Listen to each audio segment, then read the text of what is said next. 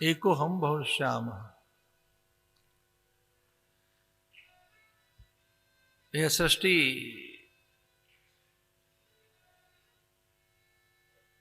एक से ही निर्मित है। यहां जो विस्तार है, विविधता है, वैविध्य और बहुरूपता है, यहां जो अनेक रूपता और उस अनेक रूपता में विचित्रताएं, भिन्नताएं,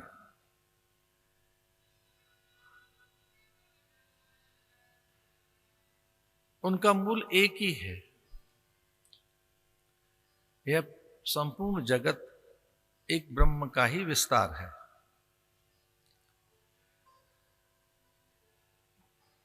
विविधताएं और विचित्रताएं इस सृष्टि का और इस सृष्टि के मूल का वैशिष्ट्य है।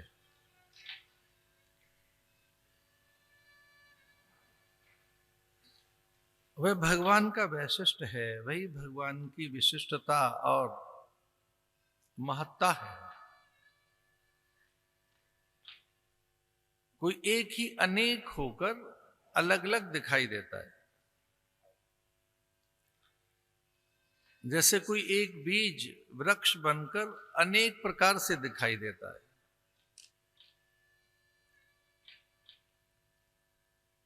उसमें गौंद, छाल, छाया, वलकल, हरितिमा, गंध, सुगंध, मकरंद और बौर, मंजरी, फल, फूल, कुछ एक बीज से अनेक दिखाई देता है। कुछ अनेकता दिखती है।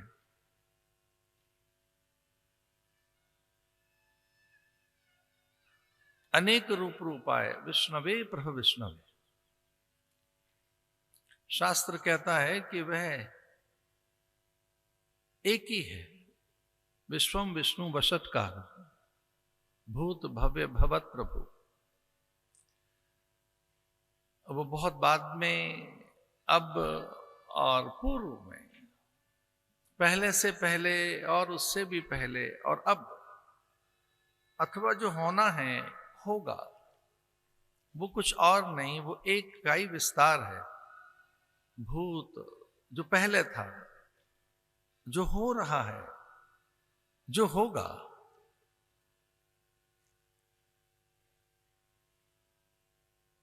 अनेक रूप रूपाय विष्णवे प्रभु विष्णवे। वह भगवान ही है।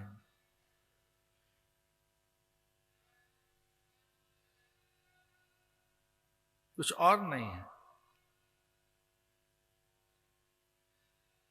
यह जगत एक ब्रह्म का ही विस्तार है।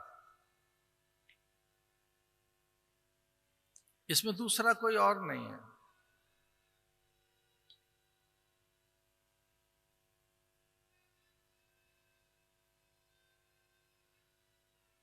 धरती का मूल जल है, जल का मूल अग्नि है, उसका मूल वायु है। अगर सूक्ष्मता में जाएं तो वह एक ही दिखाई देता है।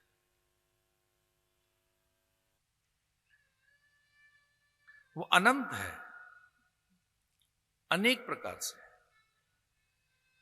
उसमें अनंत गुण हैं, उसके अनंत रूप है।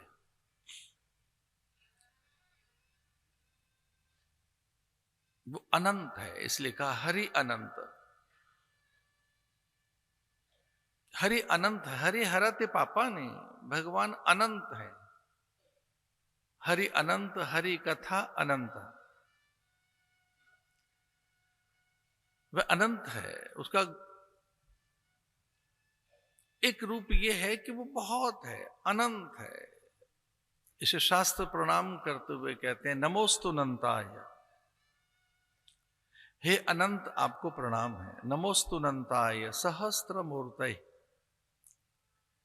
हजार हजार जो रूप हैं आपके, आप जो इतने विचित्र हैं, हे अनंत, आपको प्रणाम है। नमोस्तु अनंताय सहस्त्र मूर्तये।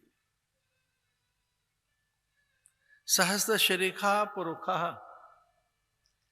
अब हजार हजार रूपों में है।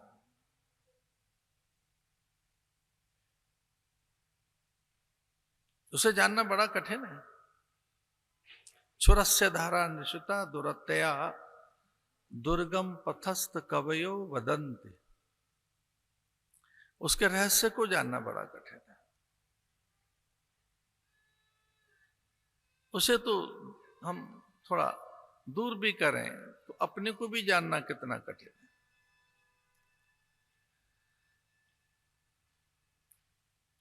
स्वयं को भी जानना बहुत कठिन है कि हमारे मन में ऐसे ही विचार क्यों आते हैं। अपने को भी जानना बहुत कठिन है। अपना मन, हम ऐसा ही निर्णय क्यों करते हैं, हमारे ऐसे ही निश्चय क्यों हैं, हमारे चयन की, चुनाव की जो विधि है वो ऐसी ही क्यों है, हमारी ऐसी रुचियां क्यों हैं। तो अपने मन बुद्धि को ये भी बहुत कठिन है जान लेना। इस शरीर को भी जानना बड़ा कठिन है। इसे शास्त्र कहते हैं कि थोड़ा उठो, जगो और सत्य को पहचानो। उत्तिष्ठत जागृत प्राप्य वरान निबोधत। उठो, उत्तिष्ठत, उठो। ये उठने का अर्थ है कि विषयों से उठें, वस्तु पदार्थों से उठें, थोड़ा शरीर से भी उठें, शरीर से थोड़ा अलग देखें, भिन्न देखें। प्राप्य वरान निबोधत, उठो, जगो, अपने स्वरूप को पहचानो। इसलिए आरंभिक प्रार्थनाएं कुछ ऐसी ही हैं कि मैं उस सत्य से परिचित हो सकूं। हे देव, मुझे ऐसा बल दो। असतो मां सद्गमय, मैं सत्य की ओर जा सकूं। क्योंकि ये सत्य नहीं है, ये मेरा हाथ हो सकता है, ये मैं नहीं हूं।